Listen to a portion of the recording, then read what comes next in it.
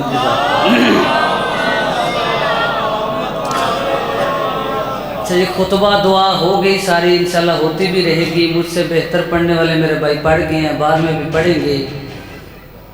ہماری تو مجال ہی نہیں ہے کہ ہم بتا سکیں سیدہ کسے کہتے ہیں۔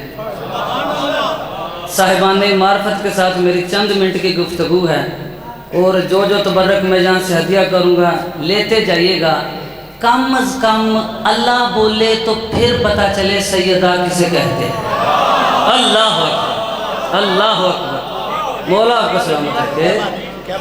کم از کم اللہ بولے تو پھر کوئی بتا سکے سیدہ کسے کہتے ہیں۔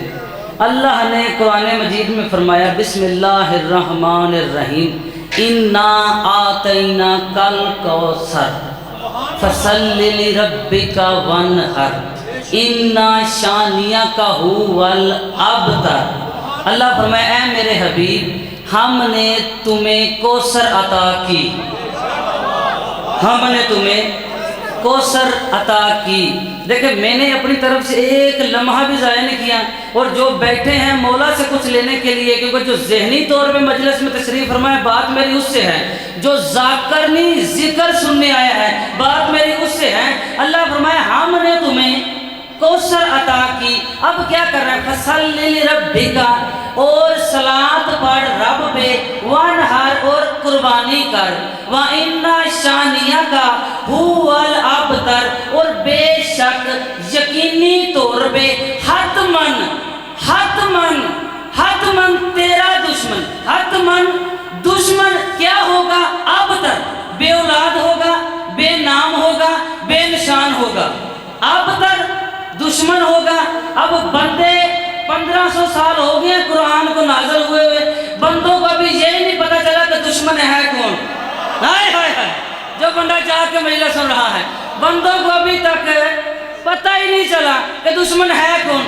دشمن ہے ابتر، ابتر تک پہنچنے کے لیے پہلے کوثر سے گزرنا پڑتا ہے۔ ہائے ہائے، اللہ اکبر، مل گئے ہر حلال مولی ہے میری۔ ابتر تک پہنچنے کے لیے جو بندے قرآن سے محبت کرتے ہیں پہلے الکوثر سے گزرنا پڑے گا۔ اس کا مطلب یہ ہوا اللہ نے جو کوثر عطا کی اس کا دشمن ابتر ہے، اس کا دشمن ابتر ہے۔ جاؤ اٹھاؤ تفسیر قرآن، ہر مفسر نے لکھا ہے کہ کوثر کوئی نام نہیں ہے، کوثر کوئی عہدہ نہیں ہے، کوثر لقب ہے حسنین کی ماں کا۔ ہائے ہائے، کوثر لقب ہے حسنین کی ماں کا۔ اس کا مطلب یہ ہوا کہ جو بھی جہاں بھی سیدہ کا دشمن ہے اس کے گھر میں بچے ہوتے ہیں، اولاد نہیں ہوتی۔ اللہ اکبر، اللہ اکبر، اللہ اکبر، ہر حلال موالی مل کے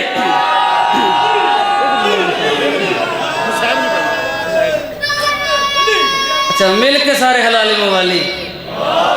اچھا چلو ڈیوٹی لگ گئی ہے جی کہ صرف ایک جملہ فضائل کا ہی پڑھیں، جبکہ میرا ارادہ تھا کہ میں عبادت کو پورا کرتا۔ اچھا مجھے سمجھ نہیں آ رہی اتنے وقت میں سیدہ پڑھوں، سیدہ کی حویلی پڑھوں، حویلی کی چار دیواری پڑھوں، چار دیواری کا دروازہ پڑھوں، دروازے کی دہلیز پڑھوں، یا دہلیز کا دربان پڑھوں۔ ہائے ہائے ہائے، چلو آپ کا جملہ آپ کو ہدیہ کرتا ہوں۔ ایک دربان کا جملہ سنیے گا کہ جب جناب سلیمان محمدی کو سجدہ کرتے دیکھا نا تو پاس سے دو بندے گزرے، انہوں نے کہا سلیمان کیا کر رہا ہے؟ یہ عجیب حرکت کیوں کر رہا ہے؟ اس نے کہا عجیب حرکت نہیں کر رہا، میں تو سیدہ کی دہلیز پہ سجدہ کر رہا ہوں۔ اس نے کہا نئی بات آپ کے لیے میں نے آپ کو ہدیہ کرنی ہے۔ ان دو بندوں کا سلیمان محمدی تو ہے شیراز کے شہنشاہوں کا بیٹا، تیرے باپ دادا شیراز کے پورے فارس میں حکومت کرتے ہیں، تو یہاں پہ آ کے سیدہ کی دہلیز پہ سجدہ کرتا ہے، تمہیں ملتا کیا ہے؟ تو پاگل ہو گیا ہے، تو دیوانہ ہو گیا ہے کہ سیدہ کی دہلیز پہ سجدہ کرے تمہیں کیا ملتا ہے؟ سارا دن یہاں پہ پڑا رہتا ہے۔ اس نے کہا مجھے یہ پتا ہے کہ میرے باپ دادا پورے فارس پہ حکومت کرتے ہیں، مجھے پتا ہے کہ میرے باپ دادا پورے فارس پہ حکومت اور شہنشاہی کرنے والے ہیں، لیکن ایک فرق ہے، وہ لوگ ستاروں کو سجدہ کرتے ہیں اور